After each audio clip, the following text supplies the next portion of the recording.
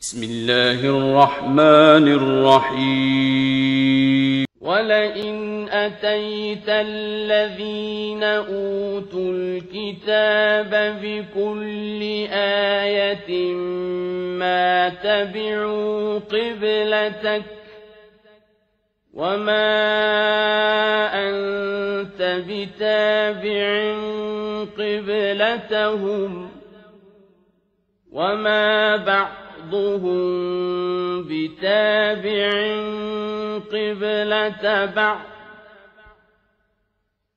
ولئن اتبعت أهواءهم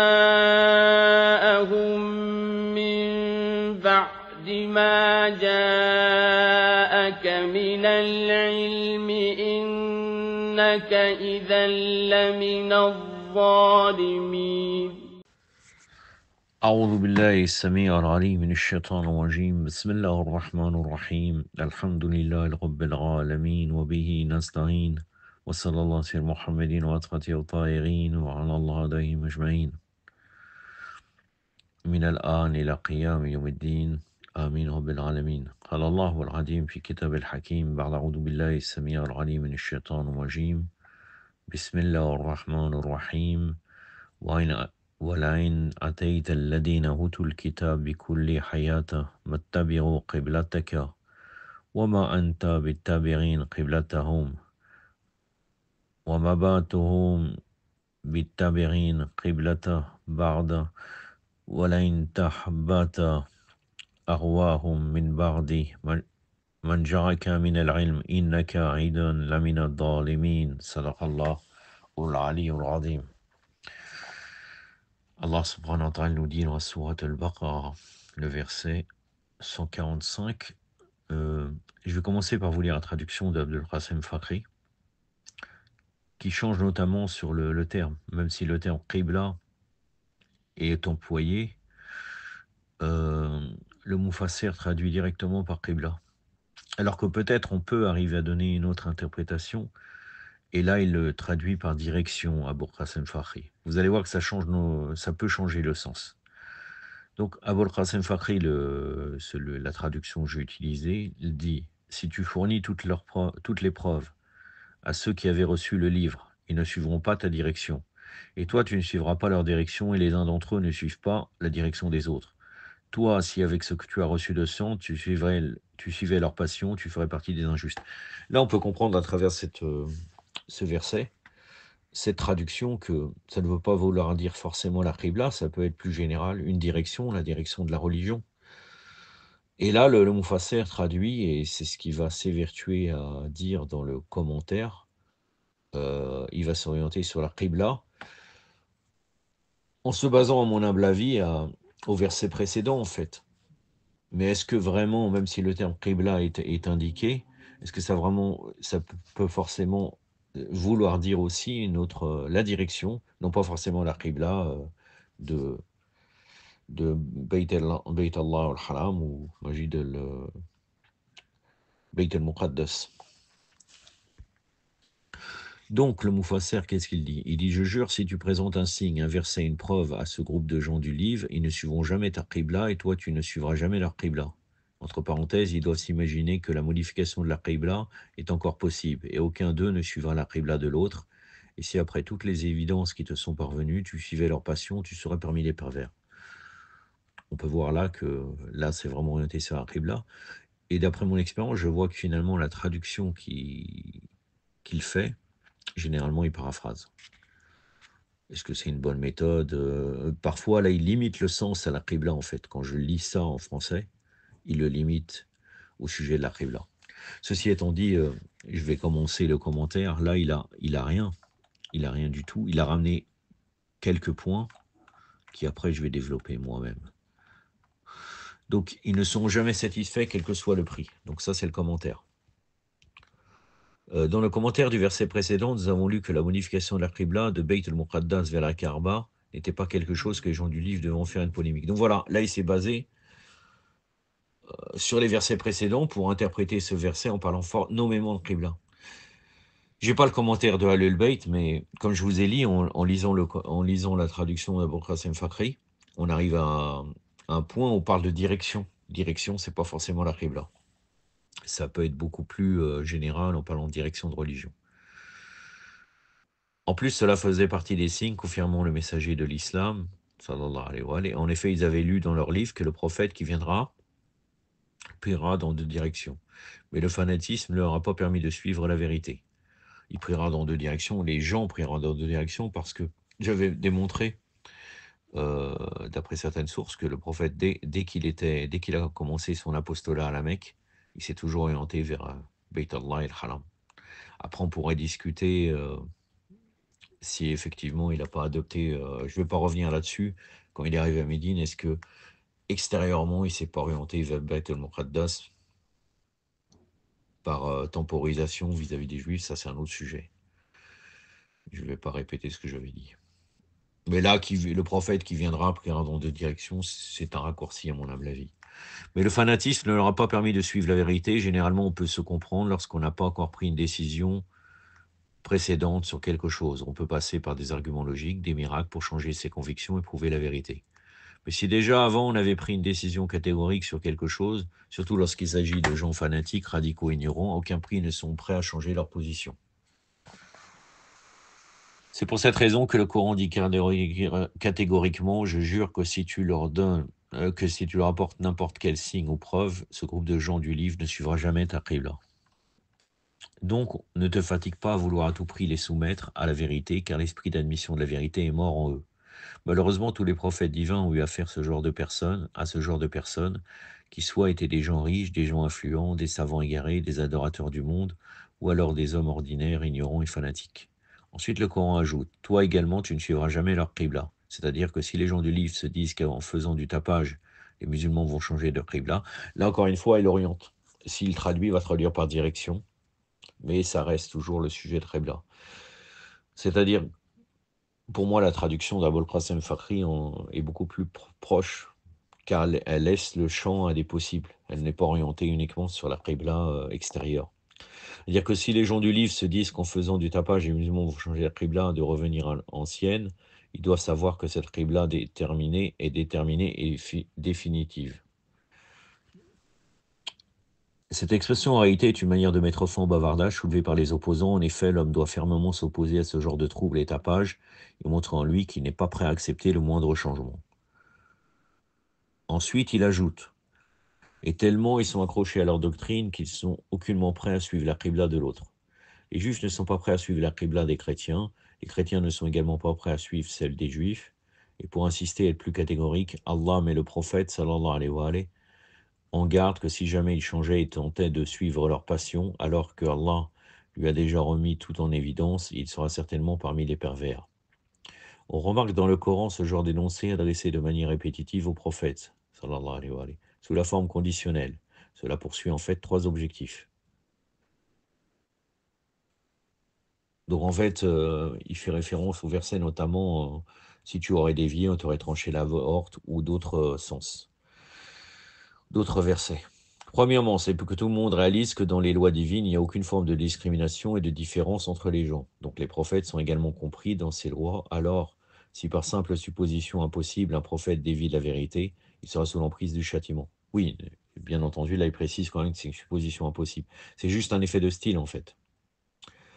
Bien qu'une telle supposition est pratiquement inconcevable en ce qui concerne les prophètes par rapport à la foi, la connaissance, le statut et la piété qu'il y a en eux, leur affabilité tout simplement. En d'autres termes, la phrase conditionnelle ne signifie pas que l'action s'est déjà produite. Deuxièmement, c'est pour que chacun comprenne bien sa position, car si déjà Allah s'adresse aux prophètes pour qu'ils observent bien leurs responsabilités et qu'il leur demande de ne pas suivre la passion des ennemis, qu'en sera-t-il alors pour le cas des hommes ordinaires? Troisièmement, malgré la marge de liberté dont il dispose, le prophète ne peut apporter aucune substitution ou changement à un commandement divin. Alors on ne peut pas venir auprès de lui et lui demander de revoir son commandement ou de le réadapter. Cela est impossible car lui-même est un serviteur d'Allah qui exécute et se soumet également à ses ordres.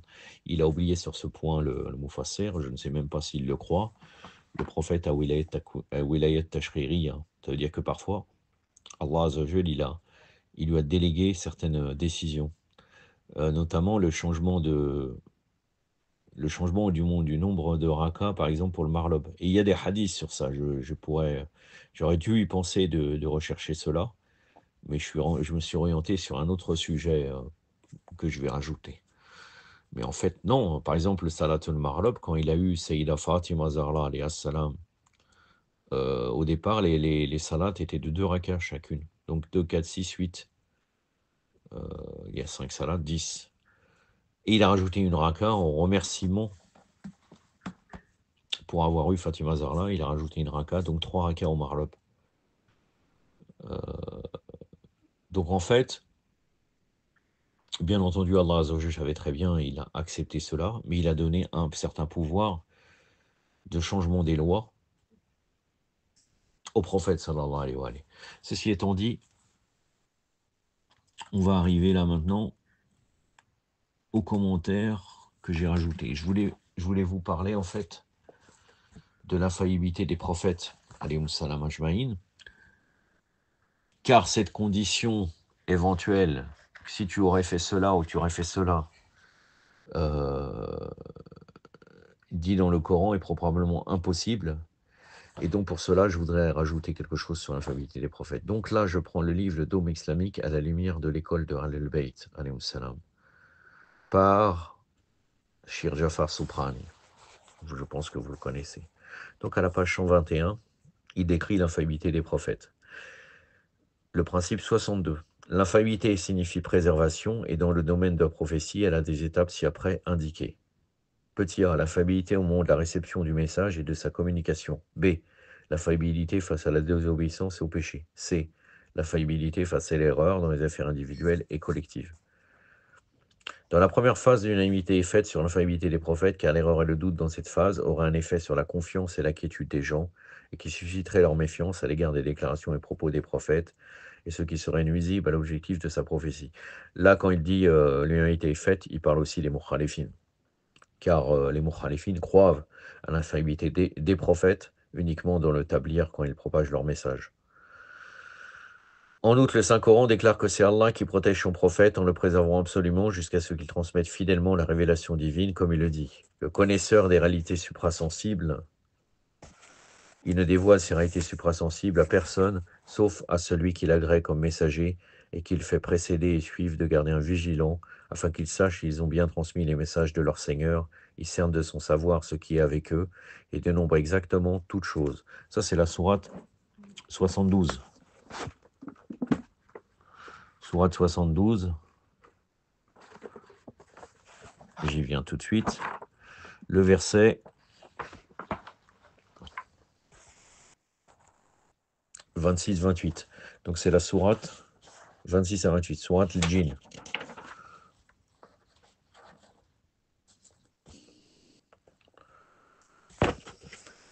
بعد أعوذ بالله السميع العليم من الشيطان الرجيم عليم الغيب فينتظر على غيبه أحدا إنا من ارتدى من رسول فإنا يسلك من بين يديه ومن خلفه رشدا ليعلم أن قد أبلغوا رسالة ربهم وأحاط به بما لديهم وأحصى كل شيء عددا صدق الله العلي العظيم.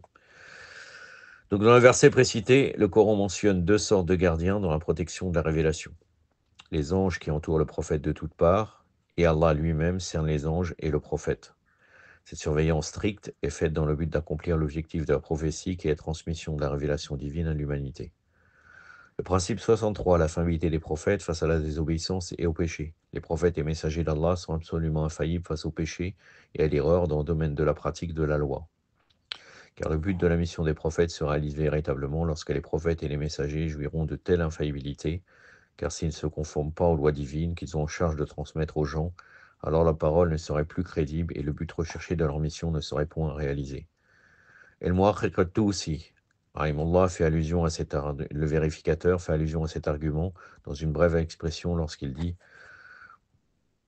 le prophète doit être infaillible pour être crédible afin d'atteindre l'objectif. Ça, c'est dans Kashf al-Murad, Fisher Tajrid al-Irtiqad, page 207.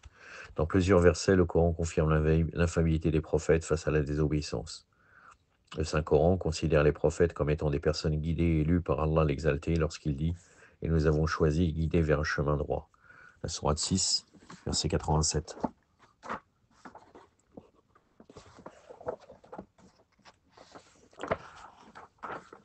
Donc la sourate El-An'am, donc la sourate des bestiaux, le verset 87. Ba'da'udhu billahi samir al-ghani min shaitan rajim wa min abaihim wa duriyatihim wa ikhwanihim wa ishtabainahum wa adainahum ila sirat al-mustaqim. Sadaqallahu al-aliyyul azim. B. Le Saint-Coran appelle que celui que Allah guide ne peut être égaré. Quiconque Allah guide, nul ne peut l'égarer. Ça, c'est la sourate 39.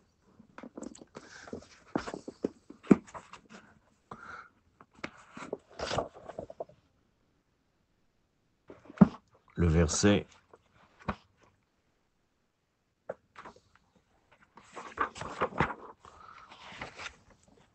sourate Yassine. Non, pardon. J'avais fait des marque-pages. Oui, voilà. Sourate 39, le verset 37. Ba'da'udhu billahi sami al-alim min ash-shaytan rajim. Wa man yadi Allah fama lahu min mudillin. Sadaqallahu al-aliyyul azim.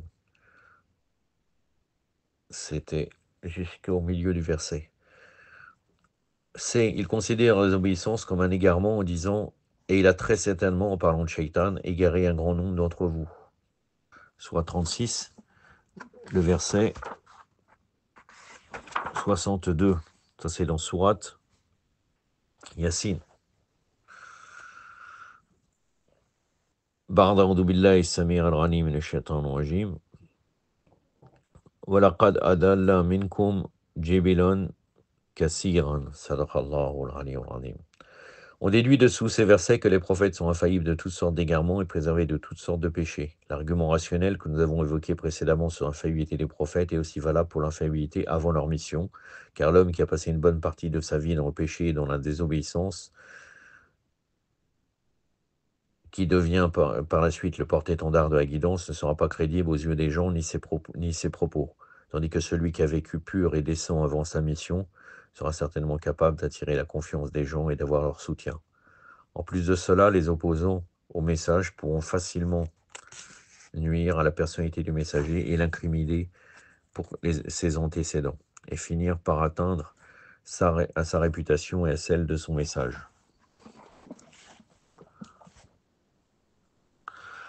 Celui qui, grâce à une vie saine dans un environnement corrompu, peut obtenir le surnom de Muhammad, Allahumma salli ala Muhammad wa ali Muhammad wa lajal farajahum wa la'anadahum. Muhammad el-Amin, Mohammed le fidèle, est la seule personne qui réussit, grâce à sa personnalité pieuse, à dissiper les voiles des propagandes hostiles et réduire à néant les allégations de ses ennemis et celles des opposants à sa mission. Et par sa probité exceptionnelle, il a pu de façon progressive éclairer l'environnement ténébreux du paganisme. Il est évident que l'homme qui est infaillible au début de sa vie est meilleur que celui qui aura acquis l'infaillibilité au moment de la prophétie. Et s'il n'y a aucun doute que son influence et son rôle de guide sera plus ferme, car la sagesse divine exige qu'on choisisse l'individu le plus parfait. J'ai une petite remarque à faire, c'est que au début, il parle surtout de l'infaillibilité au niveau du message, mais finalement, c'est bien parce que par la suite, il arrive à parler d'infaillibilité totale. Parce qu'on aurait pu comprendre au début de son exposé que lui aussi, il croirait, parce que certains savants malheureusement chiites qui croient à ça, que le prophète est réellement infaillible seulement lors de son tablir, c'est-à-dire quand il propage le message divin. Là, par cette phrase, il est évident que l'homme qui est infaillible au début de sa vie est meilleur que celui qui a acquis l'infaillibilité au moment de la prophétie, ce fait qu'il a sa mission prophétique, bien entendu, parce que sinon il est prophète dès sa naissance. Il confirme que le prophète et les prophètes sont infaillibles totalement. Principe 64, l'infaillibilité, et j'en aurais fini, l'infaillibilité des prophètes face aux erreurs. Les prophètes, outre leur infaillibilité face au péché, le sont également face aux choses ci-après indiquées. A. Dans le jugement et dans la médiation lors des conflits, même si le prophète a pour mission de juger selon l'évidence des preuves et le serment, mais dans l'hypothèse de l'erreur, des preuves ou du mensonge de l'assermenté, et prendra position pour la vérité amère, même s'il n'est pas préposé à juger statutairement. Il n'est pas préposé à juger statutairement parce qu'il doit se baser sur les preuves. Il est dit qu'il n'y a que Daoud, alayhi salam, alayhi wa afdallah salat ala Muhammad wa qui statuait comme cela. Il disait cette personne est coupable, sans regarder, l'examiner les preuves. Mais après, les gens n'ont pas supporté. C'est pour ça qu'il est dit que le seul qui va juger comme cela, ça sera l'imam Mehdi, ajallahu ta'ala farja, lors de son Duhur al-Mubarak, sa réapparition.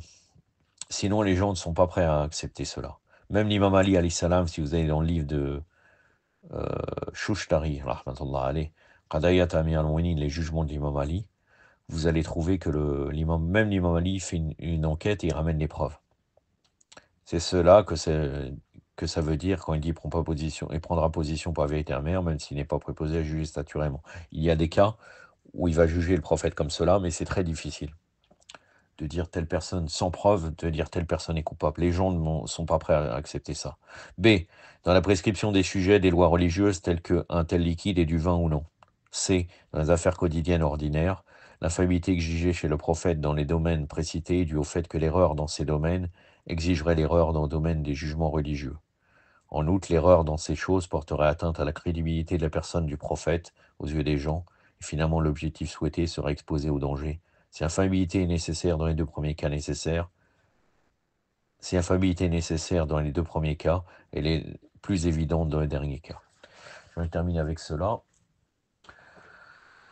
Et je pense encore une fois que malheureusement que ce que j'ai rajouté est beaucoup plus utile que ce qu'il a pu dire le Mufassir. أكتفي بهذا القدر وصلى الله على محمد وعلى آله الطاهرين والسلام عليكم ورحمة الله